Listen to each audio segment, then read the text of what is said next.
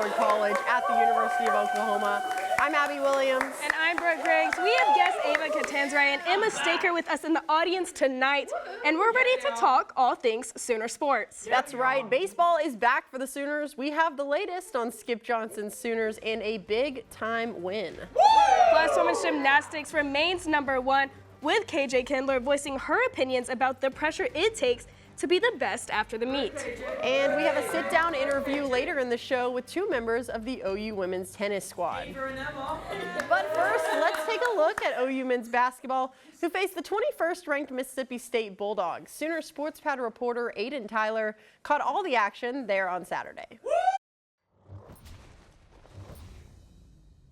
The OU men's basketball team welcomed the Mississippi State Bulldogs into the Lloyd Noble Center Saturday, but kept them in the kennel as the Sooners took a 93-87 victory. And the game included lost teeth, two Sooners getting a double-double, but importantly a Sooners win that helps strengthen their case to make the NCAA tournament. I'm happy, so happy for those young men. You know, that they fought through hard and came out the other end with resiliency against a quad one game, and that just really puts that in the bank. And now we can change the narrative and move on and play with, just continue this. I'm just really happy for them. You could just tell a couple people kind of lost their confidence, but today, obviously, everybody got their confidence back and got their groove back, and we just got to keep rolling with it. We talked this mission statement about we need to play better basketball to win games to get in the tournament, and it's just constantly to where we're at. Were we 40 teams off the bubble? No, and just it's about believing. And we still got 2 more home games, and I'm praying this thing's packed to give to against Kentucky. So to get these guys to believe that, man, we're right there. We're right there. The bubble, I mean, they see it. If they're going to listen to all the other stuff, might as well listen to where we are in the bubble because it's right there. Next up for the Sooners is a reunion with former Sooner Otega Owe and the Kentucky Wildcats Wednesday night. Reporting from the Lloyd Noble Center, Aiden Tyler, Sooner Sports Pad. Jeremiah Fears couldn't have said it better himself.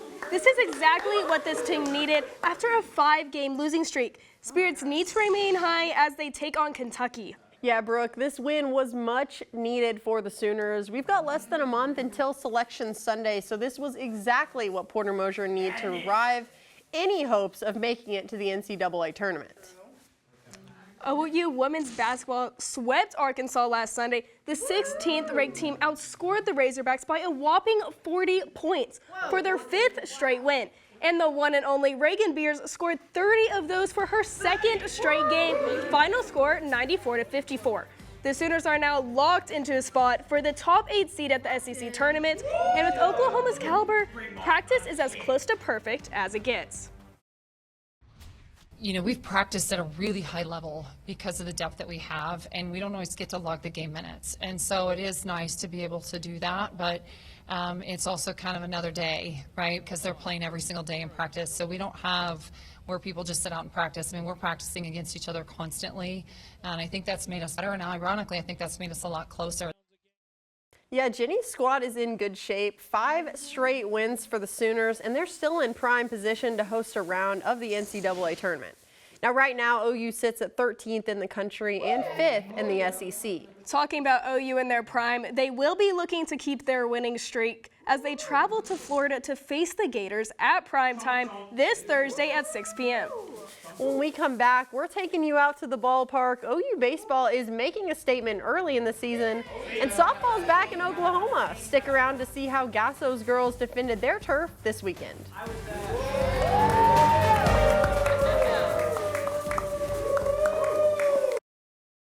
Welcome back to Sooner Sports Pad. This weather is certainly ballpark worthy, so let's throw it on over to Love's Field, where Patty Gasso and her girls played their home opening tournament this weekend. But this was a 4-game stint, so we have a lot of games to cover. Now Saturday against Tulsa, the Sooners won 8-0. Sunday, down goes Wichita State 8-1, hence this video from that game.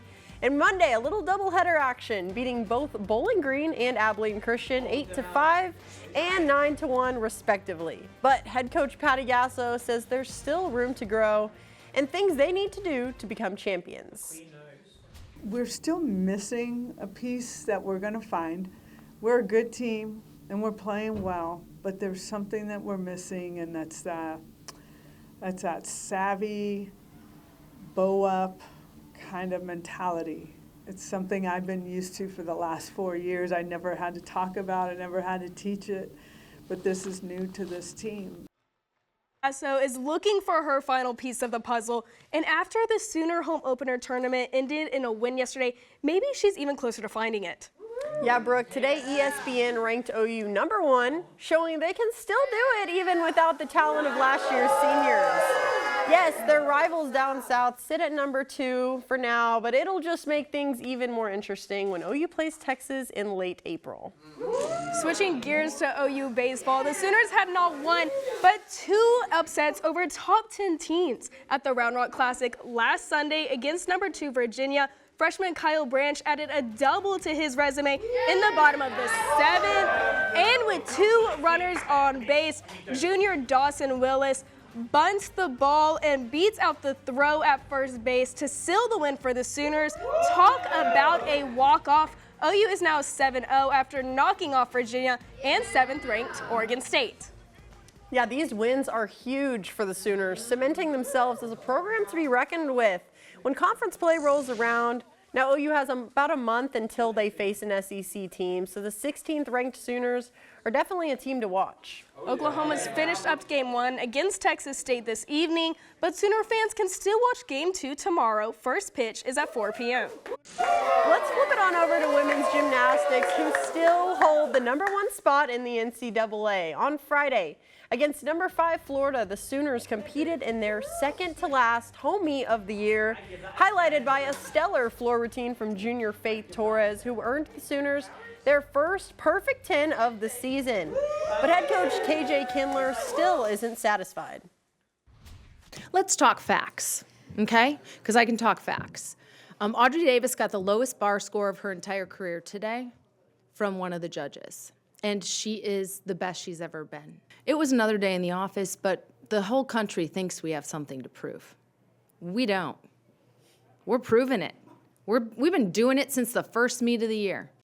She did not stutter. This program is a national championship program. These women have proven over and over again to be the best, and fans can expect the team to look for the same results as they hit the road for their next 3 meets, starting against Auburn, who's ranked 11th.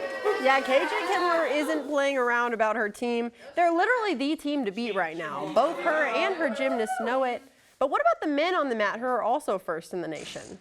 Speaking of the OU men's team, or dare I say, future USA team, 4 Sooners competed at the 2025 USA Gymnastics Winter Cup last weekend. Redshirt junior Fuzzy Benez finished 7th on the vault and 6th on the floor. Junior Ignacio Yockers won bronze on the pommel horse with a total score of 27.4 to finish out the evening. And Kelton Christiansen also competed in both rounds of competition, finishing in 5th on the high bar. And some may say they're competing at their best right now. Assuming the Sooners continue this excellence, they have a great shot at dethroning Stanford to win a national championship later this year. Even against 2 ranked teams, these guys are not a team that will shake up easily. With the MPSF championship coming up, fans can expect OU to be on their A game, but when are they not? When we come back, we're going to do things a little differently here. Abby will join me for a sit-down interview with 2 hard-hitting OU tennis players you won't want to miss.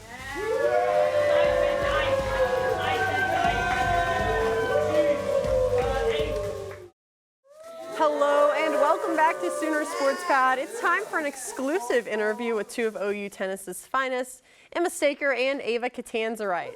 Now, Emma is a senior from just up the road in Tulsa, ranked 64th in singles.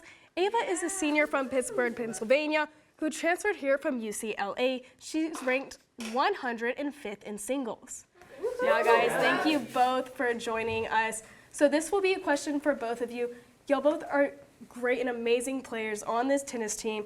You're leading the team with 6-1 dual records in singles. What's been the key to your consistency and success? I think for me, it's just been about believing in myself and being really confident in the work that we put in practice every single day, and also being really confident in my teammates' ability to win their matches. It makes it a lot less stressful for me to go out there and win my matches and just enjoying every moment, competing with my teammates as well. It's just been really fun being able to compete with them. Yeah, and then just as Emma said, like being confident myself, believing in myself every single time I step on the court.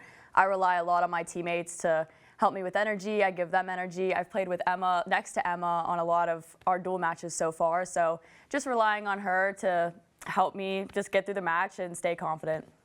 Yeah, and again, for both of you, what has been your most memorable match or just experience at OU so far? Ooh. I would say probably our match against Michigan at indoors. Emma clinched 4-3 to win, so it was great. But it was the match that sent us to the semifinals of indoors. It was my first time at the indoor national tournament, so it was just a really memorable moment. It was so much fun. We were yelling, screaming, celebrating, and it was, yeah, that was definitely my favorite moment. Yeah, I'd have to second that actually. Obviously, I've been here for 4 years now, so I have a lot of memories and moments, but just from this year, I definitely say the match against Michigan, being able to see my team come together like that, and obviously I was the last one on the court and ended up winning the last match, but my teammates were all there supporting me, and it was a lot of fun just having them by my side and being able to compete with them and everyone getting the job done that day. I love that. And Emma, you're the longest tenured senior. How has it been taking on that leadership role? Yeah, it's been really special. We have a lot of freshmen this year. We have 4 new players, and so just showing them like what our program's all about, the work that we put in, and the confidence and belief that we try to build within each other and getting close as a team. It's been super fun, and I've enjoyed every single team that I've been a part of, and this team's super special, and I'm just trying to soak in every last minute with my teammates this season. Great. And then you transferred here from UCLA. Talk a little about that. What was it that drew you to Norman? When I visited here, the positivity of the team and just the culture of OU, the sports culture was amazing. The coaches drew me in, the team, just the competitive spirit of this place. I really wanted to get better at tennis. I wanted to be on a team that competes really, really well and does really well, and so I found myself here in Norman. All right. Well, thank you guys for joining us today. We've enjoyed our time with y'all. Thanks, guys. Good luck with the rest of your season. Y'all are definitely making a splash early in this conference, and I look forward to following y'all as the season goes on. And we are not done talking about OU sports yet, especially when they're making a racket on the court and about to face OU's most hated team coming up next.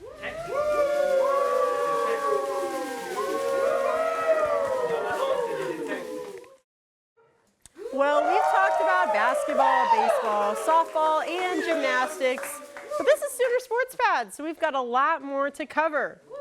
Now, OU men's tennis had a big day on Monday, making their mark in the SEC against Arkansas, OU's first SEC match of the year, and it was Sooner domination from the start. OU beat the Hogs in a 6-1 win, improving to 8-2 on the season. Now they continue conference play and their home slate with a match against Tennessee on Friday. But Brooke, what about the women's team? I'm glad you asked. We just finished speaking with these women, but we're not done talking about them yet. OU women's tennis played Arkansas Sunday, becoming only the second program to win its SEC conference opener. The Sooners went 4-3 against the Razorbacks and are now ranked 12th, bringing home the win before traveling to Austin Friday to take on OU's arch rival, Texas, at 2 p.m. Well, let's switch over to the mat. If you watched WWE as a kid, chances are you know of Mark Henry. What you might not know is his son is here on campus making a new legacy on the family name. Sooner Sports Pad reporter Andrew West has more on the wrestling legacy.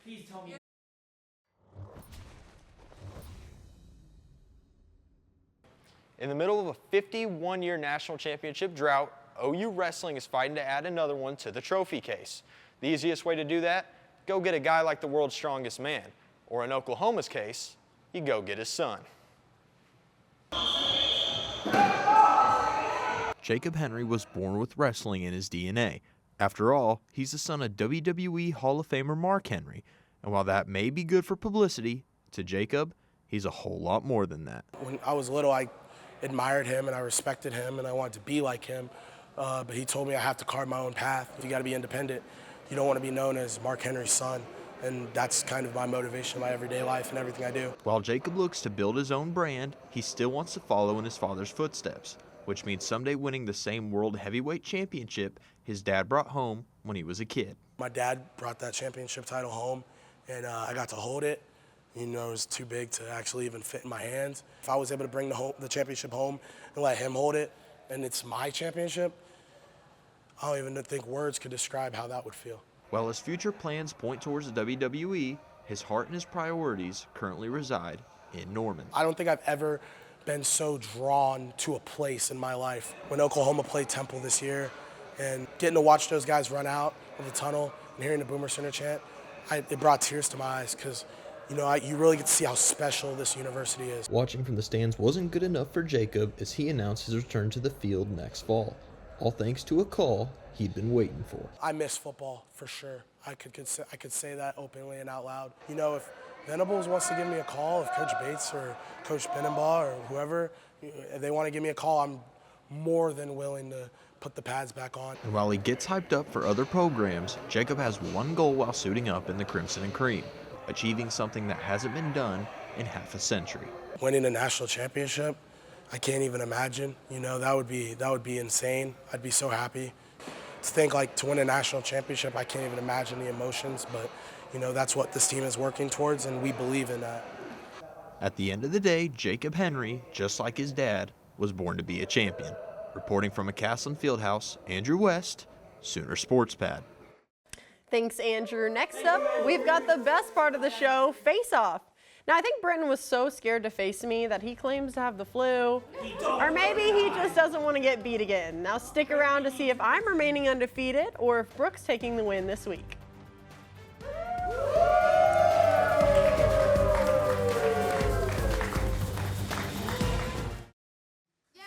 Welcome back to Sooner Sports Pad. Now, I know y'all have been waiting all show for this. So let's get right into it. It's time for Face Off. Brooke and I will debate all things Sooner sports, and at the end, our lovely audience will determine a winner. Now, Brooke, I'll let you go first today. Which Sooner squad deserves to be your team of the week? Abby, how do you not know diamonds are a girl's best friend? OU baseball is the team to talk about right now. Do I have to remind you, the team beat 2 top 10 teams and went up 9 spots in rankings. Kyle Branch is a freshman who was named MVP, and on top of that, Scott Mudler, Easton Carmichael, and Kyson Witherspoon were all named to all-tournament teams.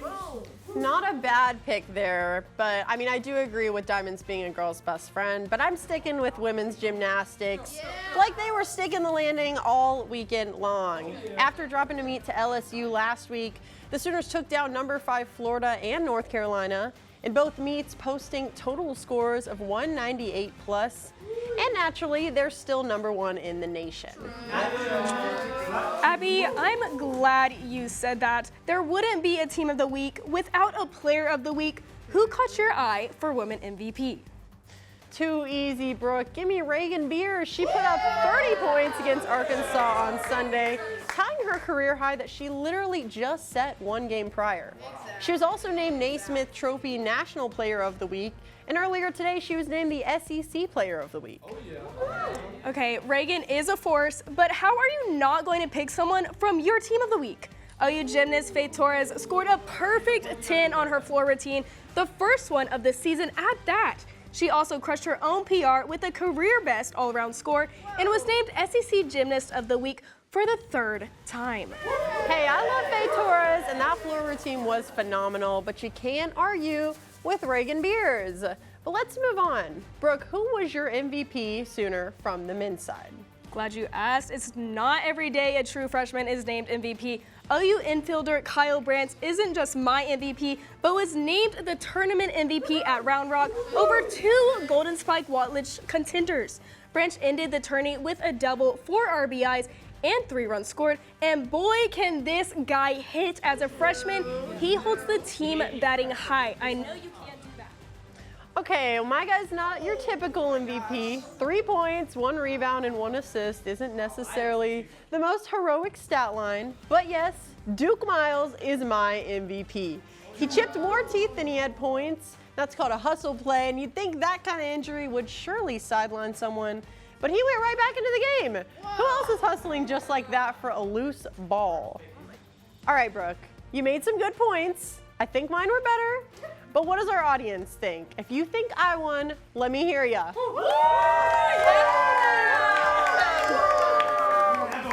And if you think I won,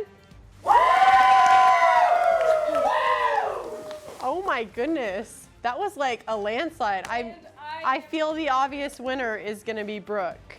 Thanks for watching Sooner Sports Pad. I'm Abby Williams. And I'm Brooke Grace. We just watch Sooner Sports Pad next week, same time, same place. Good night. Yeah!